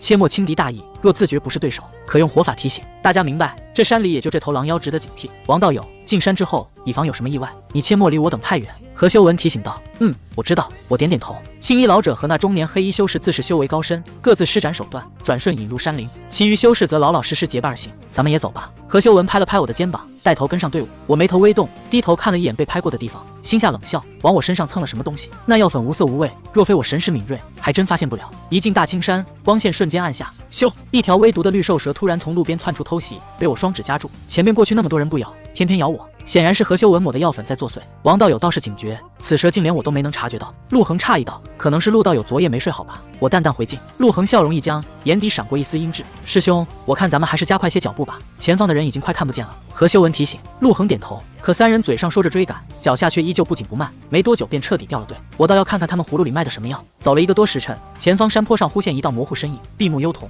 有动静。何修文抬手示意停下，并暗示陆恒和陈莹拉开距离。我一步步挪动，早就发现了那头4级血尾狼，只是不动声色。砰！血尾狼按捺不住，凶狠地朝我扑来。眼见我要遇袭，何修文3人非但不慌，反露喜色。药粉果然奏效了，不知死活。我淡然开口，剑指一点，一道金光扑地穿透了血尾狼的头颅，巨大的身躯轰然倒地，狼眼圆瞪。何修文3人错愕，好快的反应，这位道友未免也太稳了吧？虽说不至于被秒杀，但这反杀也太轻松了。3位道友，你等怎么离我如此之远？我挖出腰单，收起金剪刀，意味深长地看向他们。3人一怔，陆恒干笑，只是刚才有些事要谈，故而才离道友远了一些。谈事？什么事？不知能否与在下说一说？这恐怕不行，此事乃是我宗门机密，所以陆恒抱歉道。机密？我讥讽一笑，灵光山好歹也是仙门大派，三位道友所说的机密，应该不是只让在下做饵，好引妖兽前来吧？被戳破谋划，三人齐齐变色，眼中浮现寒意。你都猜到了？陆恒眯起眼睛，不得不说，何道友先前拍我肩膀那一下，力道着实有些重了。我负手而立，语带嘲讽。何修文皱眉，你既已有所察觉，又为何要跟我等进山？你猜呢？难道你有所依仗？何修文狐疑道，也可能是隐藏了境界，你觉得呢？他脸色微变，随即笑道，来大青山杀妖，你就算隐藏了境界又如何？你总不可能是筑基期修士吧？哪位筑基期修士会浪费时间过来这里？他认定我是故布疑阵，我若没猜错的话，你应当是才反应过来。陆恒也嘲讽道，你说这些不外乎就是想让我等鸡蛋，只可惜啊，你太低估我等了，我们可没你想的那么愚蠢。我哑然失笑，自作聪明真是害人害己。师兄，我看还是别和他废话了，教训他一下，让他知道他的小命究竟掌握在谁的手上。陈英不耐烦道。陆恒递了个眼神，何修文祭出一捆泛着淡绿光晕的绳索，那便我来吧。王道友，我不愿出手欺人，你若肯乖乖听我等的话，我可以放你一马，你觉得如何？你倒是好大的口气。我淡淡道，区炼气7层罢了，以为自己天下无敌了不成？不知死活。何修文阴沉下脸，催动绳索，嗖，青灵索如蛟龙般朝我捆来。上品法器，不错，桃源县没白来，收了。我将气息提升至炼气12层大圆满，施展水遁挡住绳索，战利品+1。我微微一笑，伸手抓住青灵索。我的青灵索！何修文大惊失色，你居然是炼气12层大圆满！早说了隐藏修为，你又不相信。我收起青灵索，讥讽道，你若还有手段，可以尽管使出来，我倒想看看灵光山弟子有多厉害。陆恒和陈莹也满脸震惊，但陆恒很快冷哼，炼气12层又如何？只要你不是筑基期，一样要死。唰，他取出一枚流光溢彩的火红玉符，一把捏碎，熊熊火焰化作蛟龙，咆哮着冲向我。中品灵符，我瞳孔微缩，这可是蕴含筑基期力量、价值上万灵石的保命底牌，难怪他们敢拿我做饵，原来是有超能力。这姓陆的储物袋里宝贝绝对不少，去死吧！陆恒狞笑，火球术，我甩出一发宛如烈日的巨大火球，只听轰的一声，火胶支离破碎，热浪清空了几十丈内的雾气。陆恒三人瞪大眼睛，满眼惊骇。此时我显露出的气息，赫然是筑基初期，这不可能！陆恒眼睛通红，无法接受，你一个筑基期修士，怎么会来大青山这里？这特么的不合理！谁说大佬不能来新手村虐菜？我淡淡道，只能说你们是恶人自有天收。你等若不动歪心思，我也懒得对你们出手。说罢，我剑指一点，金剪刀一分为二，化作2道金光杀向陆恒和何修文。火焰盾！陆恒大惊，急忙祭出一件流淌着熔岩的上品防御法器。当当当，金剪刀数次冲击，巨大的力量震得陆恒连连后退，最终一刀封喉，滚烫血线飙射，他双眼圆睁，死不瞑目地倒在血泊中。好宝贝啊！我盯着地上的火焰盾，眼前一亮，这上品防御法器足可媲美极品杀伐法器。噗！何修文仅有中品法剑，完全挡不住金剪刀，当场被贯穿心口，生机全无。扑通！陈莹吓得瘫倒在地，俏脸煞白。前一刻还有说有笑的师兄，转眼成了2具死尸。我将散落的法器收入储物袋，眸光淡漠地看向他，别杀我！陈莹惊恐地爬到我腿边，连连恳求，只要前辈不杀我，奴家愿为前辈当牛做马。前辈想怎么样都可以，奴家会的可多了。我斜视着他，淡淡道，听到有这番话，莫非是想要自荐枕席吗？陈莹眼底闪过喜色，羞涩红脸道，若前辈想要，那奴家现在便可以。是，金光瞬间划过他的咽喉。陈莹瞪大眼睛，满是不可思议。抱歉，我对捡破烂没什么兴趣。我冷漠道了一句，灵力一阵将他弹飞，顺手将3人的储物袋射入手中，神识一扫，里面琳琅满目的资源和神通法术让我不禁挑眉。姓陆的小子铁定仙2代无疑，不错，又是收获满满的一天。我笑眯成月牙眼，毫不客气地收起战利品。3发火球术毁尸灭迹后，我换了件普通青衫，紫履衣上沾了引兽药粉，再穿下去麻烦不断。我可不想浪费宝贵的寻药时间。东面的木灵气格外浓郁，想来灵药应该就长在那里。过去看看。普通的妖丹已没吸引力，但这种灵气孕育出的灵药必定非同小可。与此同时，大青山深处，青衣老者陈飞奇刚用锋刃斩杀了一头偷袭的猛虎，忽地望向东边，好大的动静！如此惊人的灵气，难道是有珍稀灵药成熟了？他立刻御风掠去，来到一处开阔地，只见幽寒洞府外仅剩几头血尾狼，以及一株结着绿藻般灵果的翠绿果树。这是500年开花、500年结果的清玄玉果，这可是能炼制3品丹药的灵果啊！这大青山里竟还有这般宝贝，难道这是老天爷送老夫的一场造化？寿元将近的陈飞奇狂喜不已，好，天余不取，反受其咎。这清玄玉果，我陈飞奇便不客气地笑纳了。面对阻拦的血尾狼，他杀意一闪，找死！数张下品灵符砸出，将几头狼妖炸得焦黑濒死。他呼吸沉重地伸手探向灵果，清玄玉果，它是我的了。可余光一瞥，他发现旁边的枝丫上竟有果子被摘取过的痕迹。就在他错愕之际，洞府内传出一声惊天狼吼，轰！一头如小山般的血尾狼携狂风冲出，压迫感惊人。陈飞奇瞬间红了眼，疯狂逃窜。他全明白了，这畜生吞了未成熟的清玄玉果，强行筑基。轰！阴云笼罩，筑基期血尾狼四蹄腾飞，速度远超炼气期。完了！陈飞奇心如死灰。砰！血尾狼如流星坠落，重重将他碾入林间。咔嚓咔嚓，骨裂声不绝于耳。陈飞奇化作一滩血肉模糊的烂泥，奄奄一息。他艰难睁眼，向林间靠近的一个黑影求救，可那人却转身就跑。最后的希望破灭了。救我！他绝望闭眼。血尾狼以高傲的胜利者姿态睥睨着他，人类，你可以去死了。可就在利爪将要踏下时，恰好赶到此处的我发出了诧异的声音。筑基初期血尾狼，清玄玉果，陈道友，好家伙，此地竟有如此多的宝贝，这下不是又要发财了吗？昏迷的最后一刻，陈飞奇微微怔了怔。清玄玉果和血尾狼是宝贝，他这个老人家算什么宝贝？家有一老，如有一宝。什么人？血尾狼猛地转头，满眼警惕地盯着我。我虽年轻，却给他极度危险的气息，果真是筑基期修为。看样子你是摘了清玄玉果，刚刚突破。我好奇地打量着他，气息不稳，定是那头被打伤的12级狼妖。小子，你究竟是谁？血尾狼愈发不安。你猜呢？我淡淡问道。你是在小看本王？血尾狼眼底浮现怒火。我顿时嗤笑出声，就你个小小血尾狼，也敢自称本王？妖族里边，狼妖血脉比你强的应该不少吧？你也不怕被狼削掉大牙？血尾狼怒极狂吼，一股裹着恶咸的腥风猛袭而来。我面色微变，急忙撑开土黄色护体屏障挡住恶风。还好，道爷差点就不干净了。我松了口气，反应够快，没被口水溅到，想想都恶心。毕竟鬼知道这畜生多少年没刷牙了，陈年老口气吸得满肺，那可是真会熏死人的。好个人族的修士，你成功激怒本王了，本王现在就吃了你！血尾狼仿佛受到了天大的羞辱，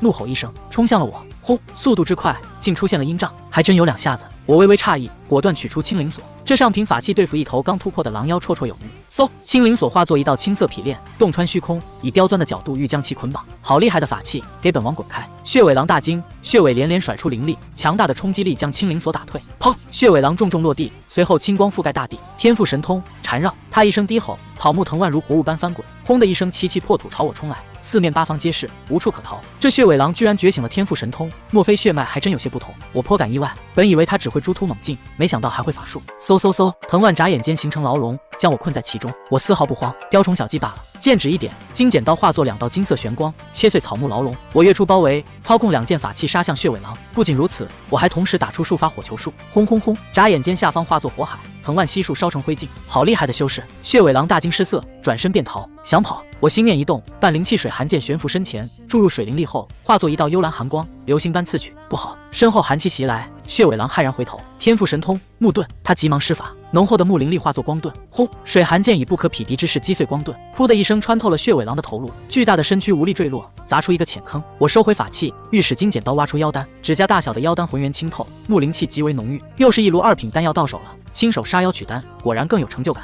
这筑基期血尾狼的皮毛也是不错的炼器材料，不可浪费。我拿出一个空储物袋，将狼尸整个装了进去，顺带用金剪刀摘了清玄玉果。做完这些，我看向坑里的陈飞奇，本想出于人道主义救一下，可惜人已经彻底凉透了。哎，陈道友死在杀妖的道路上，实在是我辈楷模啊！我飘到坑内，敬佩地取下他的储物袋。陈道友放心去吧，你的一志在下全都继承了，以后秦某定与妖族势不两立。说罢，我掌心窜出一团火焰，正准备让他走得体面些，神识却发现洞府内有人掠出。我微微一怔，捏碎火焰，压下境界，看向入口。咻！一个黄裙少女御史飞舟冲出，水蓝灵光映照下，娇颜写满紧张与警惕。她环视四周，目光猛地一僵，惊愕道：“怎么是你？那位前辈呢？”我眼神怪异：“你问我之前，是不是先解释一下自己的情况？你怎么会从血尾狼的洞府跑出来？”严木林眸光躲闪，心虚道：“自然是为了杀妖。”杀妖？我疑惑不解：“你杀的是哪里的妖？这满地狼尸哪一头跟他有关？”自然是这洞府里的妖，只不过就是杀妖的时候出了些意外而已。什么意外？他恼羞成怒，瞪着我：“你哪来那么多话？我和你很熟吗？问来问去的，你以为你还是我？”话音未落，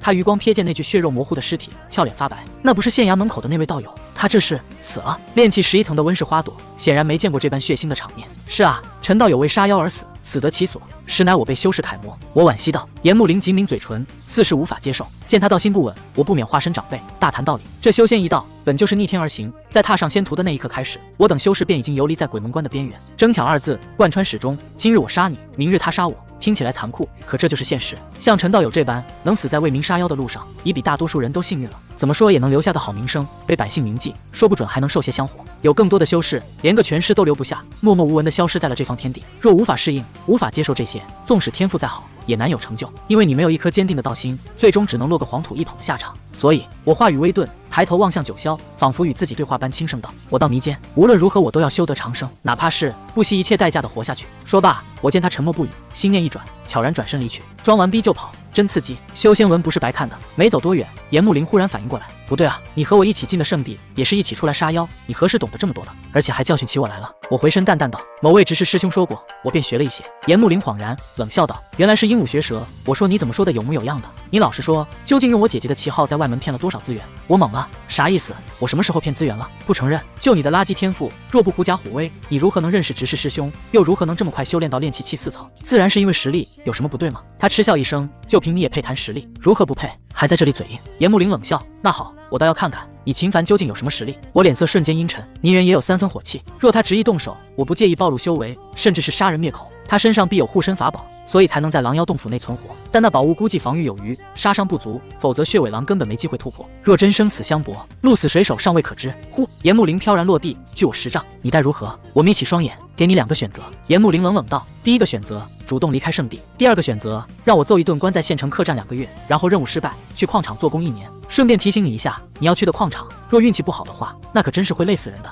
威胁之意毫不掩饰。呵，真是又当又立。我冷笑，你若真想让我消失，又何必费力气关我？不如现在就杀了我，那岂不是更直接吗？我和姐姐没想杀你，你也不配让我们杀。是不想，还是因为那可笑的自命清高在作祟？严木林面色阴沉，你真是无可救药。你以为我在害你，但其实我是在救你。以你的天赋，修仙一途你根本走不远。这方天地能杀你的人太多太多，我能走多远那是我的事。你姐妹俩不外乎是怕我玷污了你们的名声。可我告诉你，我不屑和你们有任何关系。等下次离开圣地，我会亲自登门退婚，到时候秦严2家将再无瓜葛。我目光灼灼，掷地有声。严木林面色微变，随即笑道：誓言是最无力的东西，大话谁都会说。你要真有志气，那便现在离开圣地，或许我会高看你一眼。若不然，在我看来，你这不过是以退为进，想继续赖着罢了。想让我离开，除非你杀了我，不自量力。他怒火中烧，摸出一张湛蓝灵符，刚要出手，却忽然警惕地看向树林。有人过来了。我早有察觉，戏谑道：此地这么大的动静，你觉得过来的人会少吗？顺便提醒你一句，清玄玉果树就在洞府门口，可现在2颗灵果都不见了。你说说，这过来的修士会如何想？怕不是会当场对你我出手？你觉得呢？严木林脸色阴晴不定，片刻后狠狠瞪了我一眼，算你运气好。他收回灵符，御史灵舟降在脚边，上来。啥意思？我愣了。好路带我干嘛？本想打你一顿出气，但现在没时间，便暂时放过你。可这2个月的客栈，你是非住不可。我无奈提醒，2个人一起跑路，不是一般的消耗灵力，你跑不快的。无碍，我这艘灵舟有灵石核心，是我师尊帮我重新炼制改造的。行，你有后台，你清高。我无奈飘上灵舟，给他腾了点地方。你小时候可比现在可爱多了。严木林神色一僵，冷哼道：那是我小孩子不懂事，你少说废话。他跃上灵舟，不再废话，注入灵力，咻！灵舟化作流光冲向天际，这速度比云容师姐的清风舟快多了。可刚飞没多久，后方就有一名炼气12层大圆满的修士御舟追来。那人不是陈飞奇，显然也是个隐藏修为的老六。那个，其实你可以把我放下来的，这样他肯定追不上你。我好心提醒你，在教我做事。严木林斜了我一眼，好言难劝该死鬼，爱咋咋地。1个时辰后，严木林在云端绕来绕去，速度不减。后方追赶的修士脸都绿了。严木林这改装车有灵石核心，只要灵石够就能一直飞。那散修可吃不消，灵力快被榨干了，只能减速远远跟着。严木林见状，果断将灵力催动到极限，嗖，灵舟化作流星，几个呼吸便将那人甩得连尾灯都看不见。黄昏，桃源县淮河桥边一间酒楼客栈，掌柜的，给我开间房，我朋友要住2个月。严木林将2锭银子拍在柜台上，老掌柜乐开了花，亲自将我们领进天字1号房。你可以出去了，没我的招呼，别让外人靠近这间客房。严木林吩咐。老掌柜一愣，现在的小姑娘都这么猴急吗？房门关上，严木林看了眼红木床，对我道：到床上去。噗！我一口水喷出，他俏脸一黑，没好气道：想什么乱七八糟的，我是让你到床上坐着，我可没闲工夫陪你在这等。我给你弄个阵法，困你2个月，2个月之后我再来找你。这一瓶是辟谷丹，够你吃上半年的。我擦了擦嘴角，疑惑道：困我2个月，你给我半年的量是什么意思？我可能会忘。严木林抬手祭出4杆杏黄阵旗，落在床边4角，砰砰砰，阵旗迸射玄光，化作一层土黄光盾，将大床完全隔绝。有后台就是阔绰，这阵法价值不菲，可惜布阵者修为太低。这是我师尊赠我的2品封山阵，就算炼气12层大圆满也破不掉。你在此地安心待上2月，尽量少做无谓挣扎，免得伤了自己。我点了点头。他见我毫无怒意，皱眉道：你不想骂人吗？我困住你，你不该愤怒吗？我哑然轻叹，愤怒有什么用？又打不过你，大不了2个月之后就去矿场待1年呗。严木林面色阴沉，以为我冥顽不灵，冷声道：我看你真是没救了。怕被我气失态，他转身甩门离开。我展开神识，直到确认他御舟走远，这才看向阵法光幕。既然炼气12层大圆满破不了，那筑基初期应该没什么问题。我仔细观察，未见薄弱之处，便直接动手。水寒剑浮现，剑指一点，轰然刺向光幕。轰轰轰，剑身爆发强横灵力，床边凝结出霜花。这阵法确实稳固，但也有松动迹象。我眸光一闪，倾注全部灵力，咔嚓咔嚓，光幕裂纹蔓延，随后轰的爆碎，化作荧光消逝。这封山阵的确不俗，只不过他现在是道爷的了。我大袖一挥，射过4杆阵旗，笑容满面。有了此物，遇见筑基中期也不必太忌惮了。稍作摸索，便将其收入储物袋。我推开窗户，夜幕降临，繁华尽收眼底，但我无心观赏。炼制剑丸耗时良久，得早去京城。我取出水寒剑，试着御剑飞行，嗖，人剑合一，化作湛蓝流光直冲九霄，遁速比飞遁快了数倍。爽！我畅快大喊。深夜，虚国京城，我降落在阳平坊无人巷，压制境界至炼气12层，走向对面的神兵堂。传闻这里有皇室背景，无人敢闹事。一进门，火气扑面，打铁声不绝于耳。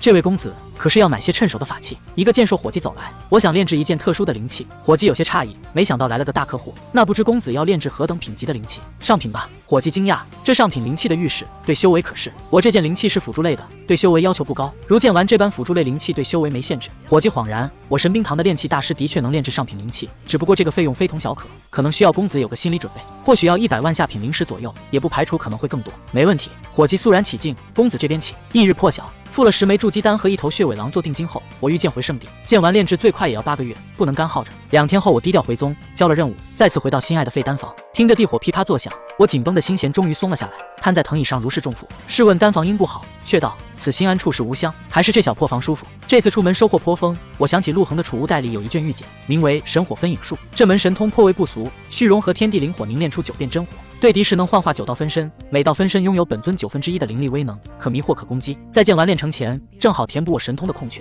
只是这天地灵火不太好搞，我忽地瞥向火坑，地心火也是天地灵火啊，虽排名垫底，但筑基巅峰都扛不住一时半刻，威力绝不可小觑。不然就用这地心火试一试。以我现在的修为，强行炼化太过凶险，必须速战速决。我找出爆灵丹废丹炼了一炉，又备好菩提丹增强专注，开始了。吞下爆灵丹，灵力轰然暴涨，五色轮转如万马奔腾，经脉阵阵刺痛。我强忍不适，五色大手印探入火坑，抓取地心火焰花，收。火花在掌心灵动跳跃，我吞下菩提丹，面不改色地将地心火吞入腹中，炽热、灼烧、刺痛，入体刹那，我深感其恐怖。所幸爆灵丹药力磅礴，死死镇压住了灵火。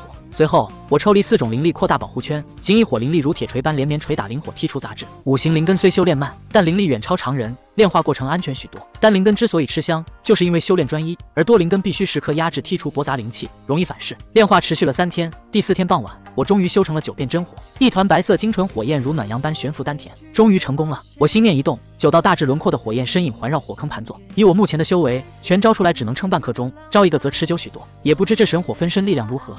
正要尝试，爆灵丹的副作用如潮水般涌来，我痛得脸色煞白，急忙收回分身，吞下疗伤丹药，剧痛稍减却无法根除，我无力地倒在藤椅上，还是低估了爆灵丹的副作用，看来要好好休养几天了。这几天我病恹恹的，送废丹的弟子以为我中了火毒，快挂了。老孟得知后，当晚提着果篮慌张来探望，我心下微暖，这扒皮老孟还算有人情味。咔嚓，老孟拿起果篮里的梨啃了一口，早让你去外门，你非是不听，现在好了，要玩完了吧？连累我还要临时找人顶你位置，真是造孽。不过算了，谁让我是外门执事呢？另外看在你我师兄弟一场的份上，你的后事我可以帮你处理了，而且也可以给你打个友情折扣，9.5折，你看怎么样？当然了，你要有遗产交给我，那打5折也没关系，你觉得如何？我脸一黑，咬牙切齿，我觉得你要是再说下去，我会很想给你打个骨折，你看行不行？孟执事，我只是病了，可还没到要死的那一步呢。没要死。老孟遗憾叹气，那真是可惜了，我想打人。行了，既然你没事了，那我也就不多留了，你这破地方太脏，真不是人待的。老孟提着果篮拍拍屁股要走，合着你空手来的？对了，太虚幻境又要开启了，你现在实力不错，有时间也可以进去玩玩。临走前他提醒道。太虚幻境，我神色微动，最近太忙把这茬给忘了。那是圣地内一座仙人布置的幻境大阵，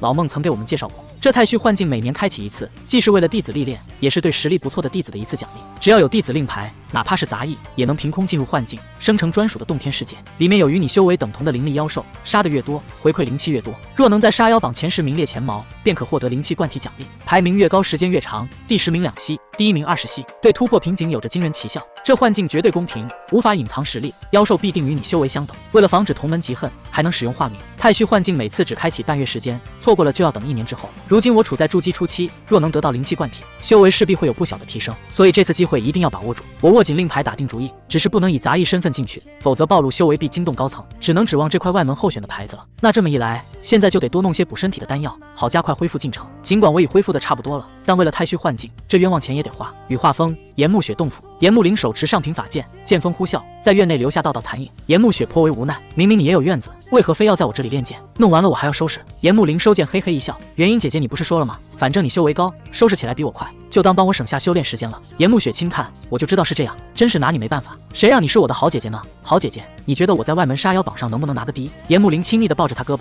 你本身是内门弟子，又有一位大能师尊做靠山，法宝众多，修习的法术也非寻常。境界虽说弱了些，可排行榜不看境界，只看所杀同境界妖兽多少。以你的综合实力来判断，外门之内同境界战力应该没有人能比你更强，拿个第一应当问题不大。我也这么觉得。岩木林颇为自信，若能得到20呼吸的灵气冠体，到时候我一定可以突破到筑基期。岩木雪摇头提醒，你这丫头做事总是这般好高骛远，灵气冠体没你想的那般好，虽说修为提升的快速，可根基会不稳，难以掌控力量。若在此时选择突破，有很大可能会出现灵力暴动，以致丹田受损。我师尊亲口说的，如何能够有假？严木林脸色一白，这真的能有这么严重吗？那我还是等些日子稳一稳再突破吧。正说着，一道冰蓝传音玉符穿透阵法飞到严慕雪面前。严木林惊疑：姐姐，这不是你的传音玉符吗？你除了给我，何时还给了别的人？严慕雪眼底闪过一丝阴沉，收起玉符平静道：是江师兄，我先前有些事要找他帮忙，于是便给了他几枚。你在此地继续修炼吧，我现在去他那里一趟。5日后，废丹房，仙钟敲响，太虚幻境正式开启。只要注入灵力，令牌便能打开幻境通道。若遇险或待满半月，便可安全传送而出。我紧张地握着外门候选令牌，